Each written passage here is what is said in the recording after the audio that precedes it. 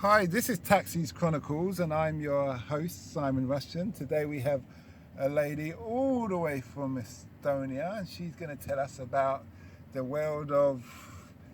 You know what? I always try to define somebody's industry, but I think I should let them speak for themselves in this case.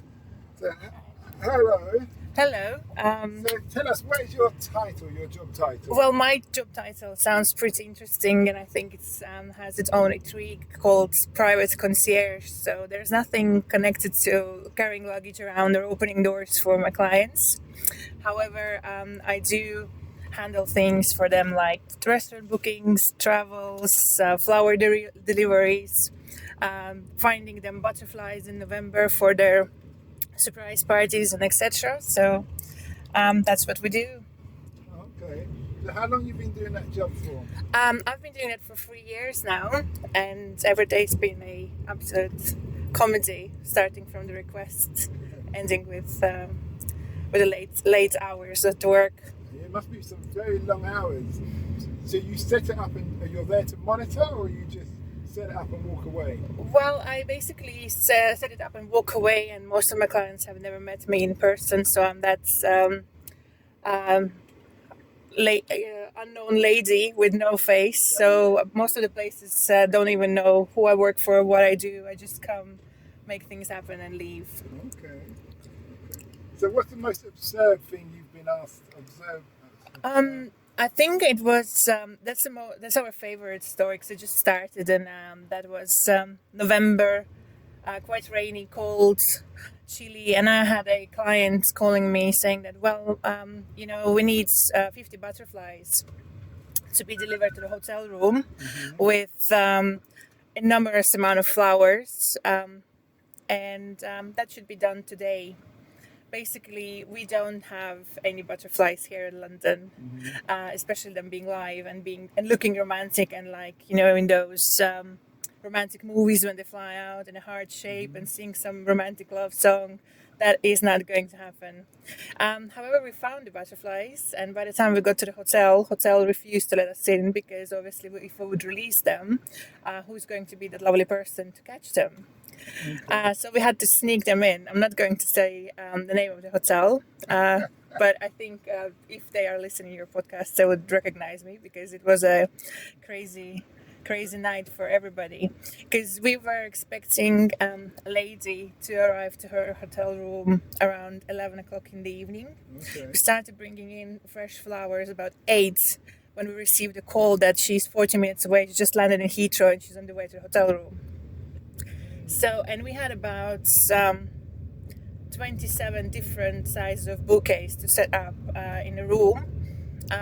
My florist was going mad at me because I was like, well, it's not enough. The client keeps calling me saying that there's not enough flowers. You're sending him videos or... Absolutely, I have to video it. I have to find vases. I've got housekeeping lady with the hoover at my back. Every step I take, she's hoovering because, flowers, they just, tend to... leave some rubbish behind, and stuff like that. So she's like, everything has to be up to standard. The room is too small. There's nowhere to move. I've got my colleague. He's quite large, in terms of he's tall, he's muscly. He's holding the flowers. There's nowhere to move. It's a small, regular standard room. We can't jump over the bed to get to the bathroom because we had to get more flowers. I called my florist and said, well, there's not enough flowers. And he said, well, I'm sorry, it's 9 o'clock in the evening. I won't have anywhere to get any flowers. So we had to call, there's those big lorries, street-long lorries who actually carry around all the flowers to different boutiques. So we tracked them down, got there. It was by the Scots Bar. I think someone must have videoed me when I was running around with orchids, extra large orchids, back and forth to our car. I think they videoed me because it was quite funny, to see how I was just jumping into this big lorry, taking some flowers, running back to our car. So we had to literally chuck those large orchids into the bath.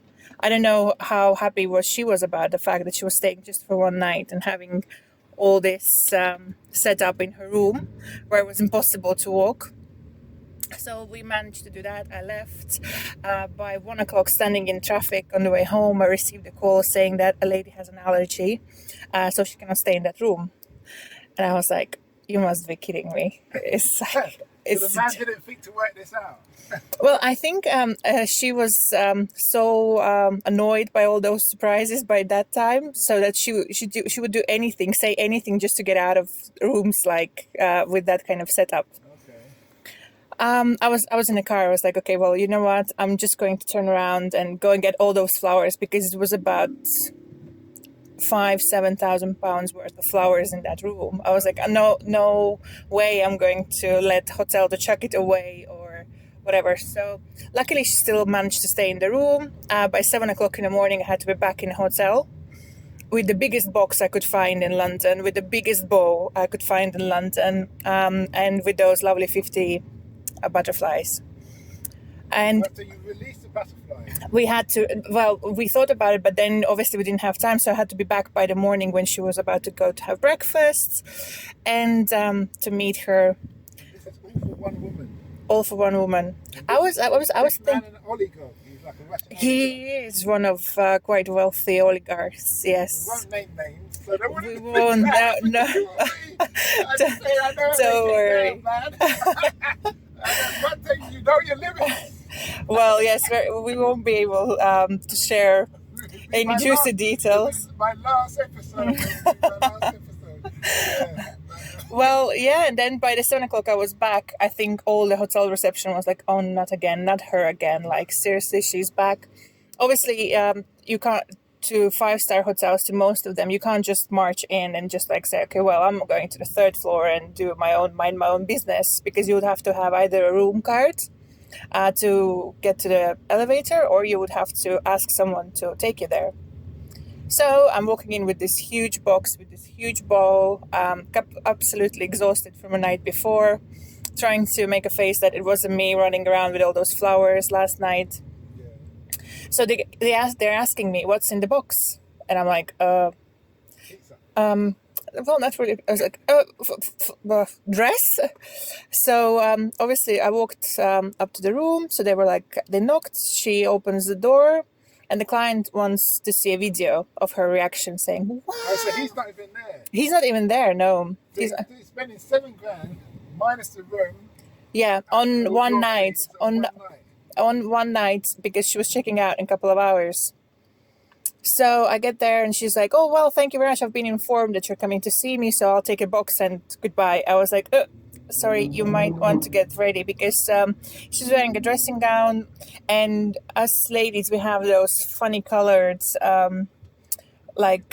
face masks that look like a rubber boot, basically, and it was this funny green color. And I'm like, oh well, before I start filming, you might want to get ready, at least to take this off.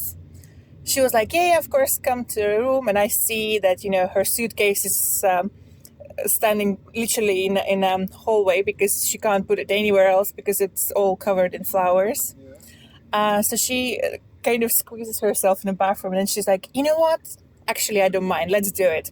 So while she starts speaking on a video, the mask starts ripping. So she looks like, it looks like it kind of hangs on the side of her cheek. It's very funny. She's opening the box saying, oh, wow, I'm so surprised. But She knows it's good for her. She brought it back. But absolutely, but by the time when I stopped the video, she's like, oh, finally it's over. So what, leave me just one, it's very cute, take them back where you got them from, and just goodbye. I hope I hope they will be safe and sound, and thank you very much. So all that for 5-minute video. I got out with those lovely butterflies. But I was like, the story doesn't end here. So basically, we sent them the video. It was all great. I looked at the traffic and I was like, well, there's no chance I can take a car back to the office, at least to take those butterflies, at least somewhere. Because the box is so big, there's no chance I can either release them in November because they will freeze. I had to take it somewhere. So the decision made, I'm taking it to the office. So I put it on a side, have a cheeky cigarette, give a call to a client saying, well, everything is fine. We're she's happy, you're happy, great stuff, invoice is sent, we're off. He's like very happy, at least great. So I just take this big box, wearing the black suit, pick up this box, go to the underground, and I keep standing there, and I wonder, like, why are there all those people staring at me? Like, okay, well, yes, it's 9 o'clock in the morning. I am in the underground with a huge box, with a huge ball, but, well, this is not something you should be really surprised about. And then I'm like, oh, I should check the time. And by the time when I changed my hand, I realized that I've put it down on like a side of like either like an old monument or something, which was all covered in a bird pool. So by the time I was literally like, like, I don't know, moving around this box all over my suit, I was all covered from, absolutely. And I'm like, oh, no way, like that's a nightmare. So I'm like, well, embarrassment taken, wonderful, let's carry on. Luckily, the office is on the way home, so I'm getting home, standing there with my lovely box of butterflies, and what can I see? I've got a construction right in front of my front door, like to enter the block. So there's no way there's not an entrance I can get in.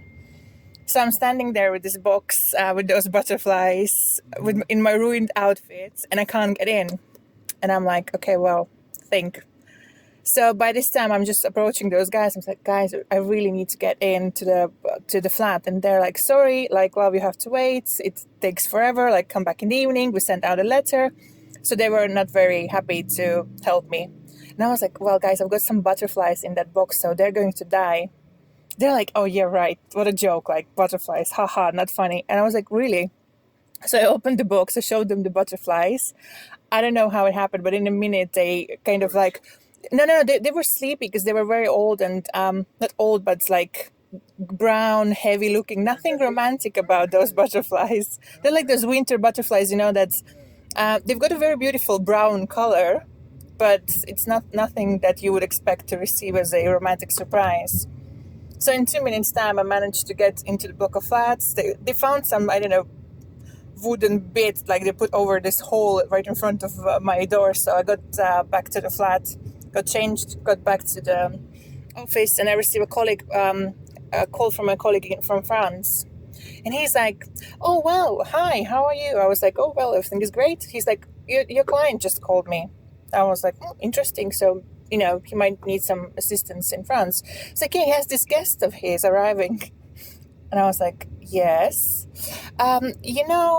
He wants to do a surprise for her. I was like, yes. And he was like, well, he wants something that I can't really help him with. I was like, and what is that? He was like, well, I basically have to meet her by the entrance of another 5-star hotel. And as soon as she opens the car door, I should release fireworks. So she would be like, all very happy and surprised. He's like, I might end up in jail. I was like, well, yes. And basically, yeah. So that's about the crazy love stories. So did he do the fireworks? No, he didn't, no. How did the client take it? He wasn't very happy. Yes, they're not the kind of people you tell no, are they? Well, absolutely. And I think they don't really understand that there are laws in place and you can't really bribe everybody around you to get a fireworks in the center of Paris. It's not like in certain countries where you can just do what you want to do as long as you've got the right amount of money. Absolutely.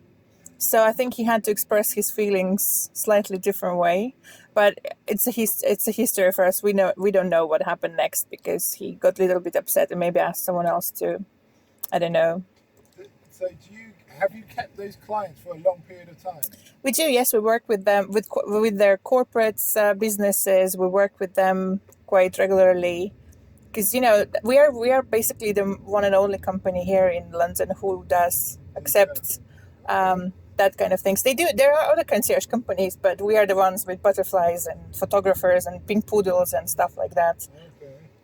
So you just have like numbers, like a big black book with numbers, with weird requests. Yes. Companies, people who know we've got to get out of bed and supply these people because they're going to pay and they're blah, blah, blah. Sure, yes, that's what we do. So basically, there is like most of concierges in hotel, there's a worldwide chain called Golden Keys. Like So we make. I can't actually be part of that society or whatever club it's called because I have never worked in a hotel for 5 years as a concierge, so I can't get in there.